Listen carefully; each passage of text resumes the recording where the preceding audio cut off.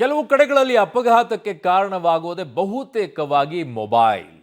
ಈಗ ಸರ್ಕಾರಿ ಚಾಲಕ ಬಸ್ ಚಾಲಕ ಮೊಬೈಲ್ ಪ್ರೇಮ ಹೆಂಗಿದೆ ಅಂತ ನೋಡ್ಕೊಳ್ಳಿ ಇದನ್ನು ಹೇಗಿದೆ ಅಂತೇಳಿ. ಬಸ್ ಓಡಿಸುತ್ತಲೇ ರೀಲ್ಸ್ ಅನ್ನ ನೋಡುತ್ತಾ ಇದ್ದಾನೆ ಚಾಲಕ. Very good. ಕೋಲಾರದಿಂದ ಪಾವಗಡ ಮಾರ್ಗದ ಬಸ್ ಚಾಲಕನಿಂದ ರೀಲ್ಸ್ ವೀಕ್ಷಣೆ ಆಗಿದೆ.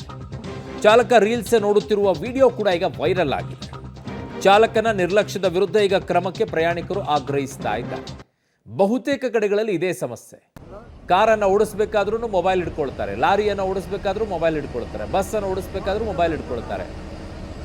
ನೋಡಿ, ಅವನು ಆರಾಮಾಗಿ ರೀಲ್ಸ್ ನೋಡ್ಕೊಂಡು ಬಸ್ ಓಡಿಸ್ಕೊಂಡು ಓಡಾಡ್ತಾ ಇದ್ದ. ಹೆಚ್ಚು ಕಡಿಮೆ ಆದರೆ ಬಸ್ಸಲ್ಲಿ 42 ಜನ ಪ್ಯಾಸೆಂಜರ್ ಕೂತಿರ್ತಾರೆ. ಏನಾಗಬೇಕು ಅವ್ರ ಪರಿಸ್ಥಿತಿ? ನಿಂತ್ಕೊಂಡಿದ್ರೆ ಒಂದು 50 ಜನ ಆಗ್ತಾರೆ.